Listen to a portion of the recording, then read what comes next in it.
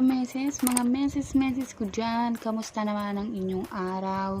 For today's video, tayo ay mag-unboxing ng in-order ko sa Lazada na fake blood. Gagamitin ko to para sa pag-prank sa aking asawa. Tatry ko lang naman. So, tara na! Hi mga kameses, so eto na. Excuse me! Hi mga meses, so eto na.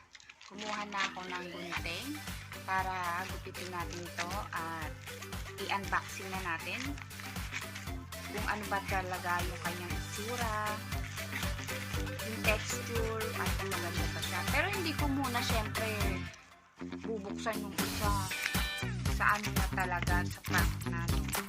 Para, ganun pala siya. O, tingnan nyo mga meses, diba? Ganyan siya. Ang isang ganito ay 10 pieces siya, 99. So, binigay ko na kay rider pala yung 100. Kasi, syempre, nagtatrabaho sila na. Ang init-init, piso lang naman ang difference. It's okay. Sana, mga meses, supportahan nyo ang aking mga video, ang aking YouTube channel na Message J Vlog at FB page na Message J.